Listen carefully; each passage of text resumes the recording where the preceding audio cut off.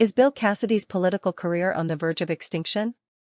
The Republican senator from Louisiana is fighting for his very survival, facing intense pressure from two primary challengers who are directly capitalizing on the MAGA movement's deep-seated outrage over his vote to impeach President Donald Trump back in 2021.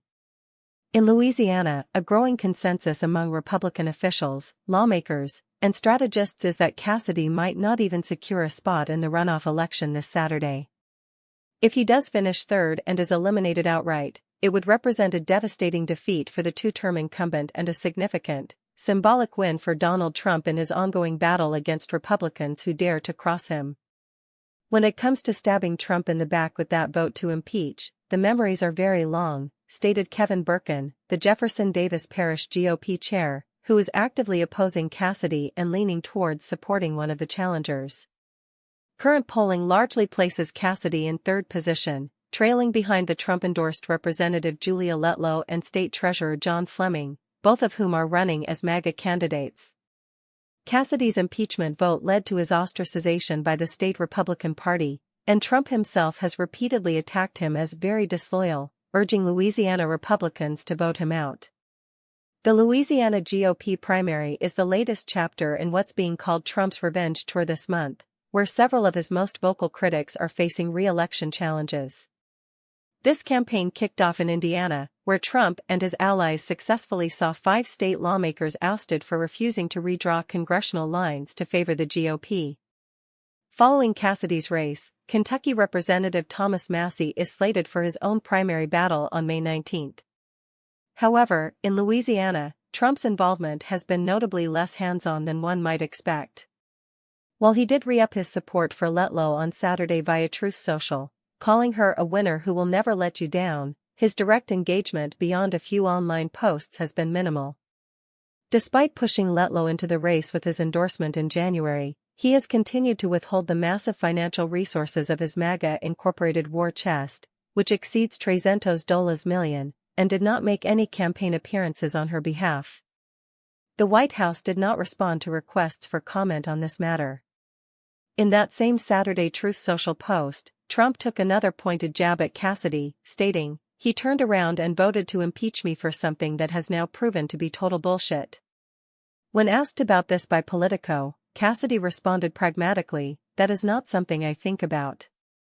That is a decision I made 5 years ago. What I think about is the present and the future of my state. If somebody wants to focus on that, if my opponent is focused on that, she's thinking about 5 years ago. I'm thinking about 5 years from now." The Cassidy campaign acknowledges the significant challenges they face but remains outwardly confident in the senator's chances, citing his legislative record. Cassidy's campaign manager, Mark Harris, expressed this week that their internal data suggests the incumbent might not finish first, but is in a strong position to qualify for the runoff, partly due to a substantial number of non-party voters participating in Louisiana's closed primary system. "It's sort of Julia's to lose in the first round," Harris stated. "Our data indicates we have a very strong chance to put together a winning coalition, and then win in the runoff." However, Cassidy's history of ruffling MAGA feathers extends beyond the impeachment vote. He also drew criticism from the MAGA faithful and the emerging Make America Healthy Again coalition by rigorously questioning Health and Human Services Secretary Robert F. Kennedy Jr. regarding vaccines during his Senate confirmation hearing. Further alienating this movement, he helped block the nomination of health influencer Casey Means to be U.S. Surgeon General. These actions have prompted the Kennedy-aligned MAGA PAC to pledge spending $1 million to support Letlow's campaign, aiming to oust Cassidy, though the ultimate impact of this spending remains to be seen. MAGA issues are in fact central to this race and to races all around the country, where in many cases they poll higher than most other issues for voters, especially for the all-important undecided voters, MAGA PAC leader Tony Lyons previously told Politico. "It's true that Big Pharma and Big Food would like to convince voters otherwise, but Julia Letlow is a strong insurgent candidate and she will win." Nonpartisan polling data paints a challenging picture for Cassidy, showing him trailing both Fleming and Letlow. An Emerson College survey conducted in late April placed Cassidy at 21% support, behind Fleming at 28% and Letlow at 27%. What we've known all along is now becoming clear to everyone watching this race. Julia Letlow has the support, the momentum, and the trust of Louisiana Republicans, stated Catherine Thordahl, a spokesperson for the Letlow campaign. Unfortunately for Bill Cassidy, Louisianans have never forgotten Bill Cassidy's vote to convict President Trump, which remains the defining contrast in this race. Cassidy's path to a runoff isn't entirely blocked. He is currently benefiting from the anti-Cassidy MAGA vote being divided between Letlow and Fleming, who has cultivated strong grassroots support throughout his campaign. Fleming has positioned himself as the most conservative candidate in the race, highlighting his record as a member of the House Freedom Caucus and his past service as a White House aide during Trump's first administration. Neither one of them can claim a stronger conservative voting record, Fleming asserted in an interview. Between them, I stand alone, so I think that's the real driver of my lead on this. Birkin echoed this sentiment, stating he was leaning towards supporting Fleming due to his conservative credentials. I know what I get with John Fleming, and even though President Trump endorsed Julia, I think he did that at Governor Landry's behest, he remarked, referencing GOP Governor Jeff Landry's efforts to elect Letlow to the Senate.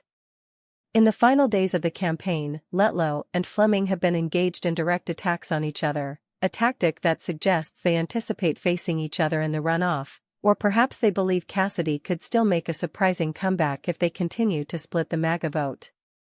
Cassidy, meanwhile, has focused his attack squarely on Letlow in the home stretch. He has attempted to paint her as insufficiently conservative, even nicknaming her Liberal Letlow and criticizing past comments she made in support of diversity initiatives in higher education, programs she has since disavowed, arguing they have been co-opted by the left. One Louisiana GOP strategist, unaffiliated in the race and speaking anonymously, commented that Cassidy's aggressive approach against Letlow is akin to committing murder-suicide, predicting that Fleming would ultimately emerge with the most votes. Letlow, in response to the negative campaigning from both her opponents, has made Trump's endorsement the central pillar of her campaign, presenting it as definitive proof that she passes the MAGA litmus test. Jamie Sandifer, chair of the Livingston Parish GOP, described the race as looking pretty tight, with a lot of undecideds right now. He added, I'm getting the sense that a lot of people are walking into the booth and deciding when they get there. Sandifer also noted the significant impact of Trump's endorsement, stating, I've always thought that endorsements don't really matter, but I have heard a lot of people tell me that the Trump endorsement of Congresswoman Letlow is going to be the deciding factor for them. So that's playing in the race a lot more than I had expected. Adam Wren contributed to this report. So, what do you think? Can Bill Cassidy survive this MAGA onslaught, or is this the end of the road for him in Louisiana? Drop your opinion in the comments below. I read every single one.